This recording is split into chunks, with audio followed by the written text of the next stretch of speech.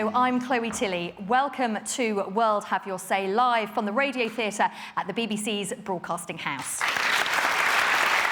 10 years ago, the international community intervened in Iraq. More recently, it was in Libya and Mali. But why not Syria?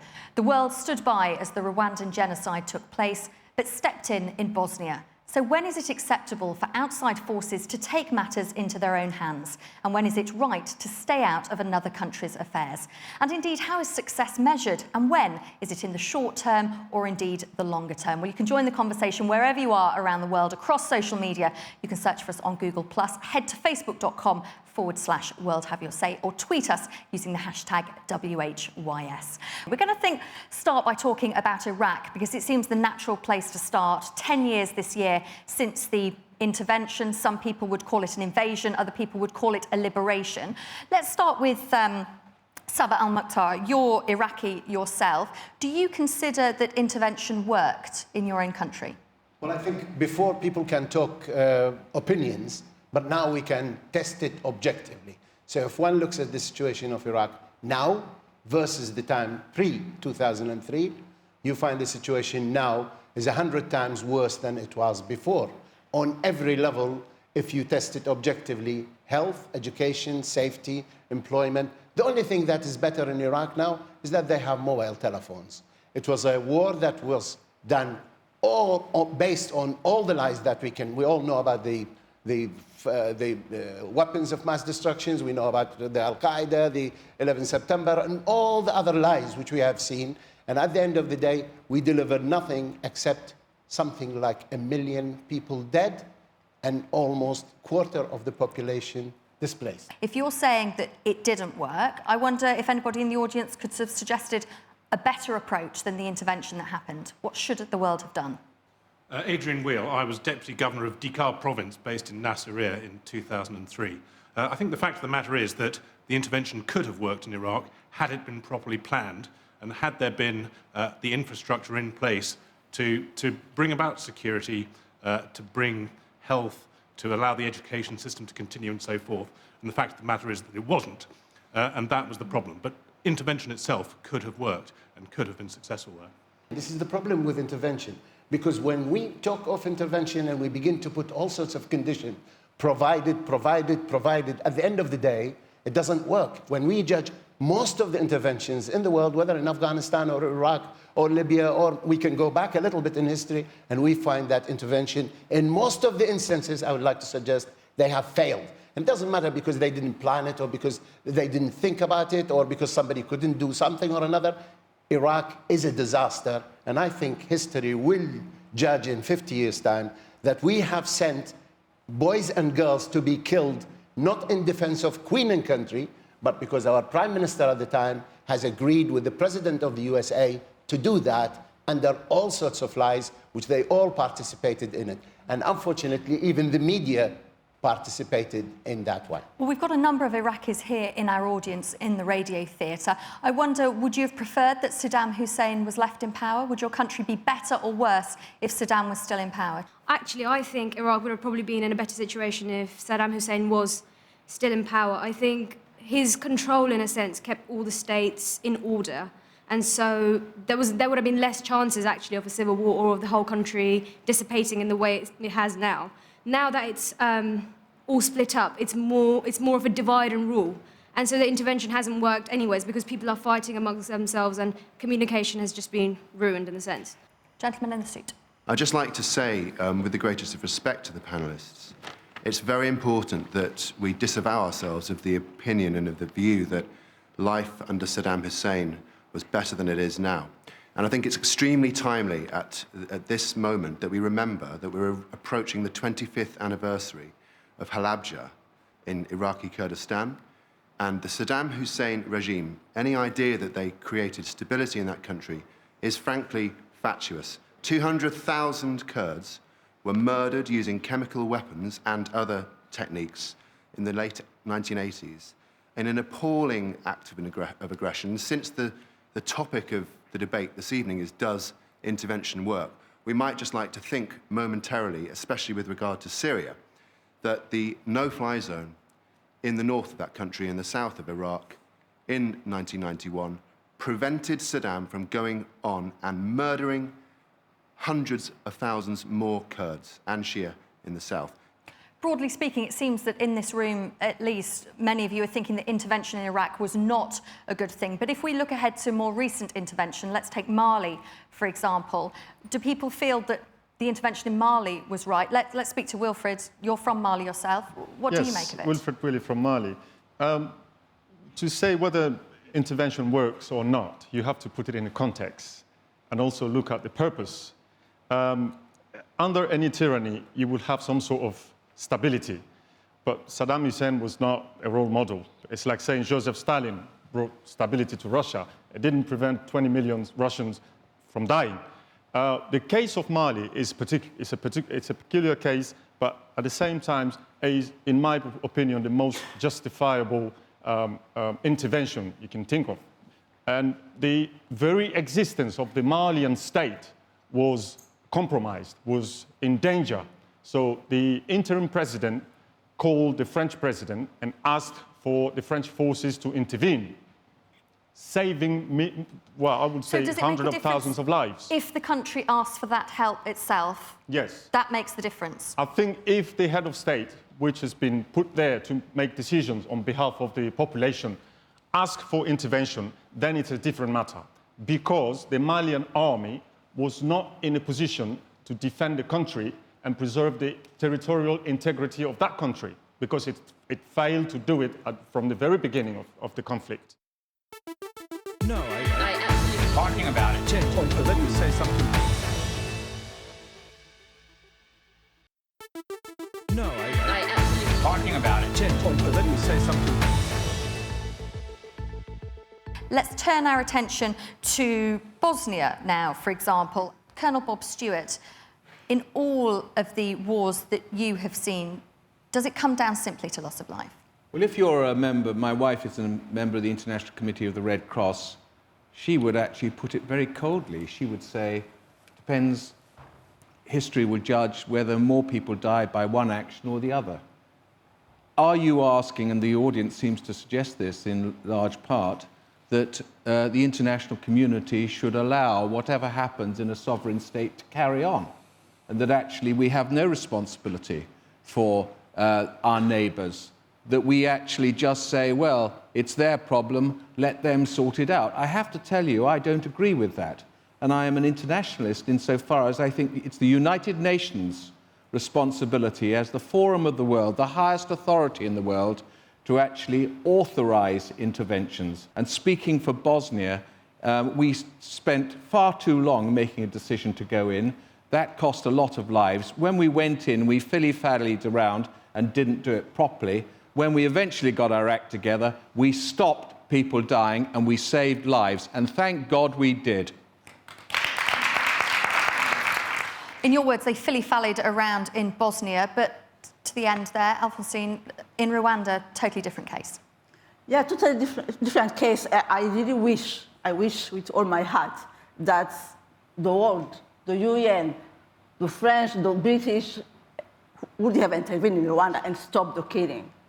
But they did not. And every day I ask myself, why? Rwanda has been colonized by Belgium. Belgium soldiers were in Rwanda during the genocide as part of the UN peacekeepers. But they did not have the mandate to stop the killing. They did not have the mandate to protect the population.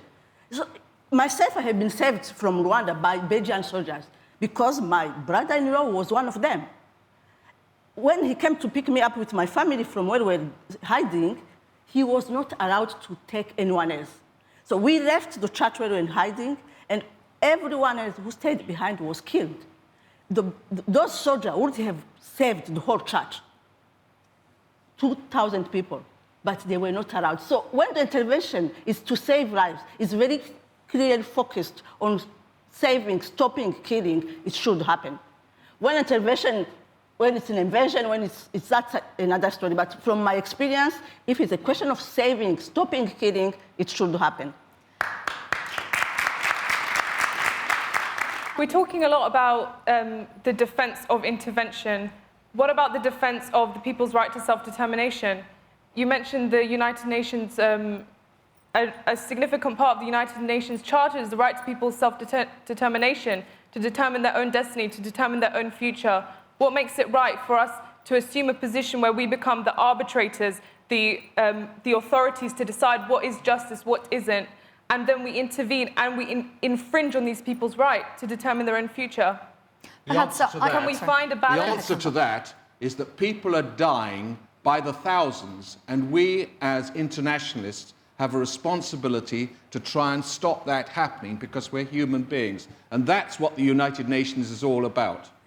I wish the United Nations, I agree. Like in the case of Mali or Sierra Leone, I wish it was the African Union, not the colonial countries who colonized them. So if it was the African Union going to Mali or Sierra Leone or Rwanda, and the UN and not the USA in Afghanistan, that's what we need to go moving forward, to have, those institutions doing what they should be doing.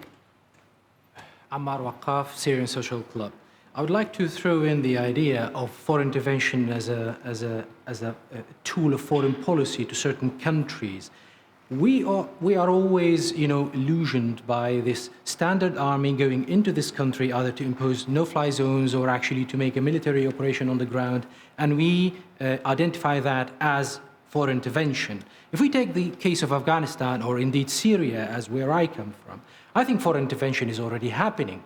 There are jihadists that are going in, pouring in actually. Someone is funding them, someone is supporting them, someone is facilitating their arrival to the country, organizing them, providing them with all sorts of communication equipment and so on.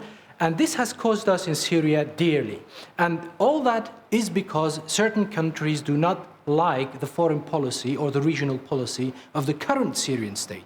In Mali, as an example, or in contrast, it's the same people who have also gone into Mali, but now they are actually, having all the guts and glory to go in and fight them again. So we need to understand that foreign intervention is not about a standard army going in. It's already happening in a place, for example, like Syria. Thanks. Lots of hands going up around the room as you make those points. But I do want to go, first of all, to Major General William Nash, because lots is being put at your door in America. So I do want to give you the opportunity to respond. Well, thank you, Chloe. Given that the Oscars were last night, I'm reminded of a line from Argo that talked us to effect of the least worst bad option. And the fact of the matter is these situations that we've been talking about in all the countries, very complex, very difficult, and very tragic often.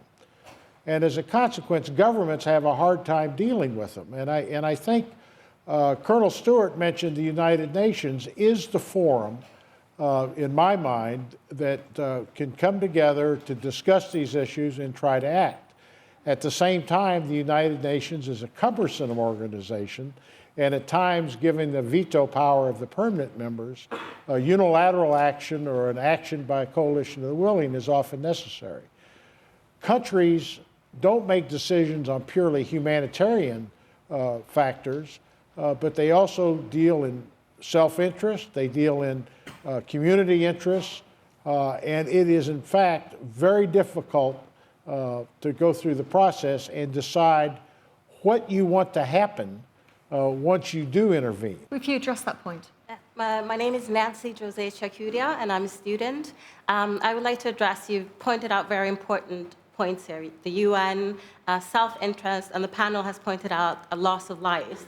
Now, I believe that there's two folds in intervention. One is self-interest, and secondly, we have people that go in with peace, with a good heart, wanting to save lives. Now, my question now is, and the US has a really big role in the Democratic Republic of Congo, countries such as Democratic Congo, how come there's no peace in the DRC? How come intervention has failed in the DRC, given that there's so many UN troops in that country? Well, the Congo is a problem that is as complex as anything we've faced. One could say that the failure to act in Rwanda was a result of what took place in Somalia a year or two earlier. You could also say a failure to act positively in Syria or in the Congo is a reflection of the difficulties the international community, and particularly the United States, faced in Iraq. So it's one of those things where people are very hesitant to act as there are not many folks running around saying that what we did in Iraq was well done. And I'm certainly one before the fact said it was a bad idea. And so now how to figure out the best, worst option remains a very difficult process. And while you're speaking, lots of hands have gone up in the room. My name is Wael Aliji, and I'm a member of the Syrian National Council. I think that each situation is different and unique. Regarding Syria, when the Syrian revolution started in March 2011, Syrian people got inspired by what happened in Libya, and they thought, rightly or wrongly, that something similar might happen in Syria. However, the international community, and from the very first beginning, made it very clear that they have no interest in intervening in Syria because of two reasons. Because of their huge financial and strategic interest with the Russians and the Chinese, which overweigh any gain they would get from intervening in Syria, plus Obama's policy, which is containing and maintaining the crisis rather than sorting it out.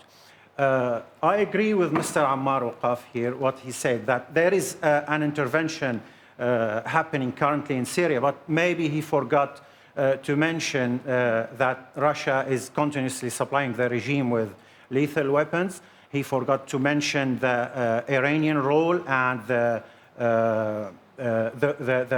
interference of Hezbollah and the Iraqi governments as well. So I'm going to jump in because I want to make sure as many people as possible join in. I'm Roshana Popal. I'm from London, but I'm originally from Afghanistan.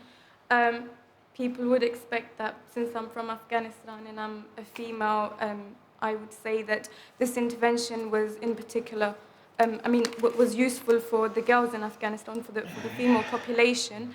What I don't understand is that we use so much money, our servicemen, and we go to other countries, but the end result is obviously not positive. And if you think about it, those countries are facing what they are facing because of poverty, because of lack of development. We could use those sources of those funds to provide those opportunities and empower those people and enable them to take decisions for themselves instead of us going and killing them. I mean, would you rather live under a restricted regime or die under intervention? Can I just say, you're asking the question, does intervention work? And the answer to the question is, sometimes it might. And my goodness, as an international audience, we should say, sometimes it might and sometimes it doesn't. But for goodness sake, let's have the choice. So you want to put it down to fate? No, I want to put it down... You want to play a gamble with people's lives, people's countries, people's lands? I'm is not that so your aggressive solution? with that. If we had more people like these gentlemen in Bosnia, we wouldn't have Srebrenica or Rwanda. Yeah. 1 million people exterminated. That's the role of the United Nations, to prevent and to protect the human rights. And that's above everything else. Every case is different. And it needs to 1 million people, and the United Nations, they knew about it. I'd like to remind us all of a very great saying. One thing we have learned from history is that we haven't learned from history, and we continue to make the same mistakes based on the same conclusions that don't work. It's obvious that and at this point, you're going to be very cross with me, all of you, but we have to bring this discussion to an end. We will continue it. You can make your point after the programme. But thank you all for watching, for listening to World Have Your Say. You can carry on the conversation, as ever, at facebook.com/World Have Your Say. I think we may well be talking about it here for some time. Thanks ever so much. Let me say something.